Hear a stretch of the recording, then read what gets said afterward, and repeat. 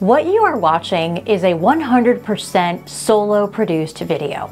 Want to see the equipment I'm using? Let me show you around. Hi everyone, thanks for clicking on this video. If we are just meeting, it's nice to meet you. I'm Fehlinger. I'm an expert in do-it-yourself video creation, and I spent 15 years working in the top markets of TV and radio. So on this channel, I merge that DIY and pro knowledge to help beginner and burgeoning video creators produce their own rockstar content. If that sounds like something that you're into, consider subscribing, and you can also ring the bell to get notified when new videos post every Tuesday. So, I often get questions about my DIY video production setup. In truth, it can vary depending on what kind of content I'm shooting. I have a different setup when I record on Zoom than I do when I broadcast live, for example. But in this video, I'm going to take you on a tour of the exact setup that I use when I shoot the types of videos like what you're watching now. The produced, pre-recorded content. Now, there are 4 main elements that are required when it comes to creating video. I just posted a video about must-have equipment, so in case you missed that, I will link it up here and below in the description. But in a nutshell, those 4 elements are visuals, lighting, sound, and storage. I have all those bases covered in my equipment setup here. And I also have more than a few additional accessories, which I will share with you as well. But let's start with the must-haves. So visuals, lighting, sound, and storage.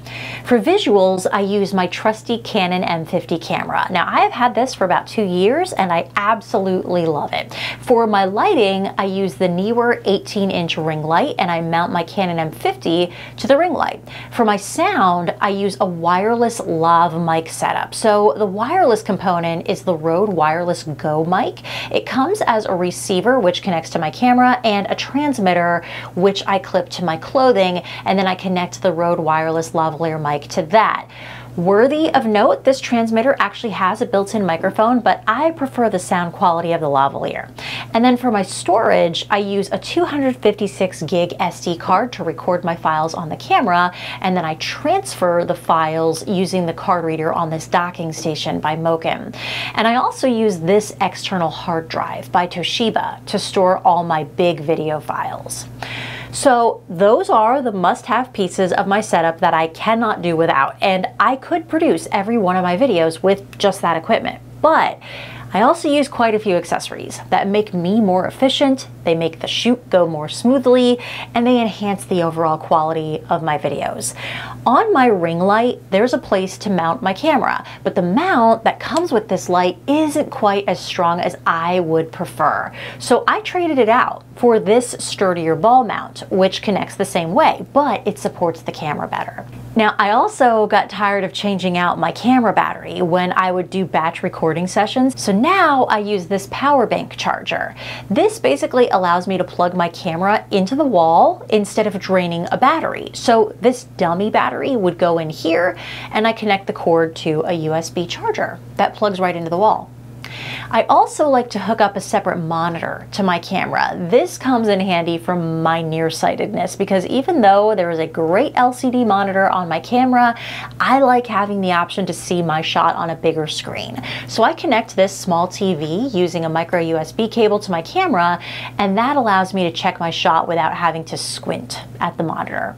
Now, this next piece of my setup is something that I would say has cut my shooting time easily in half, if not more, since I started using it, and that's my teleprompter. So the way that I have set mine up, I use the Teleprompter Premium app on just an old iPhone, and I mount that phone on this tripod. Then I get the prompter as close to the camera lens as possible without it getting into the shot. So this allows me to create the illusion that I'm looking right into the camera lens, which is very important when it comes to connecting with your audience. And then to control the prompter, I use this Bluetooth remote by Satechi.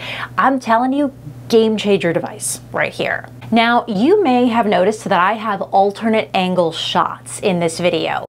like this. So this is my second camera, and my setup for this is my current iPhone and a separate small tripod. This gives me the option to cut away to different shots to help keep my videos moving along. And finally, my last helpful accessory is another remote actually. It's this camera remote by Odelon. So rather than have to manually hit record on the camera, I can get into position and then press the remote button to start recording. Not only does that save memory space on my SD card, it also keeps me from accidentally knocking the camera out of place, which has happened before.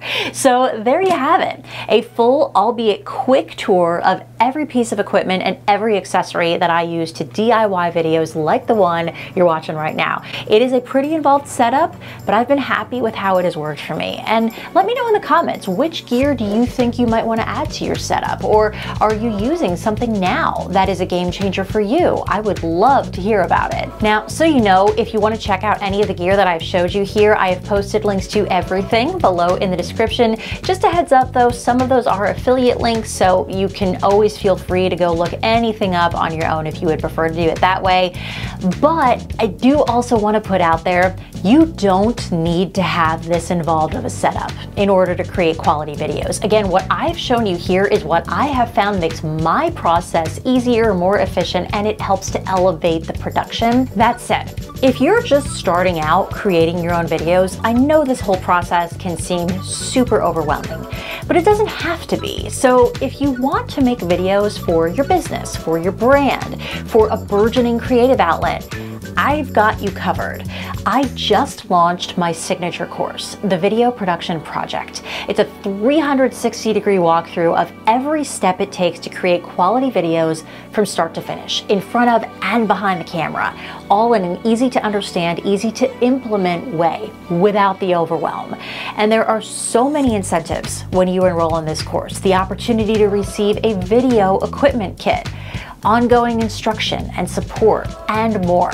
Now you can check out the course syllabus, pricing options, and just see if it's right for you at my website, videoproductionproject.com. I've also linked that below for you in the description. Now, in my next video, I'm going to share some insider tips with you to help you present your most polished self on camera. So stay tuned for that. And in the meantime, feel free to hit me up on social. I'm on all the platforms. I'm at Katie Fehlinger Official on Facebook and at Katie Fehlinger everywhere else, and I would love to hear from you.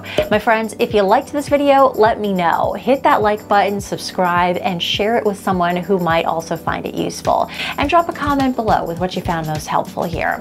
Thank you so much for watching, and I will see you next week.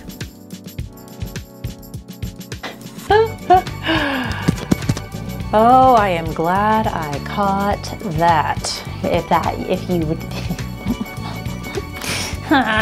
Come on. On this,